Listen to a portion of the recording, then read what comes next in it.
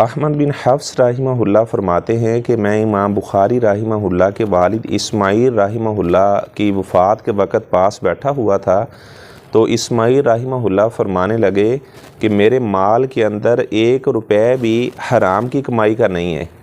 تو آپ اندازہ لگائیں کہ امام بخاری رحمہ اللہ کی جو پرورش ہوئی ہے، کفالت ہوئی ہے، وہ رزق حلال سے ہوئی ہے،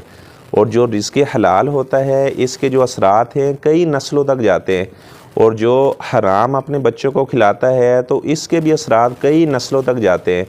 جو حلال کی کمائی سے ظاہری بات ہے بچے پرورش پاتے ہیں، وہ اپنے والدین کے فرما بردار ہوتے ہیں، اور جن کے والدین حلال حرام کی پرواہ نہیں کرتے، حرام اپنے بچوں کو کھلاتے ہیں، سود کے پیسے اپنے بچوں کو کھلاتے ہیں، تو ایسے بچے پھر اپنے والدین کے نافرمان بنتے ہیں، کبھی بھی ان کے فرما بردار نہیں بنتے، کبھی ان کی وفات کے بعد قبر پر جا کر ان کے لیے دعا بھی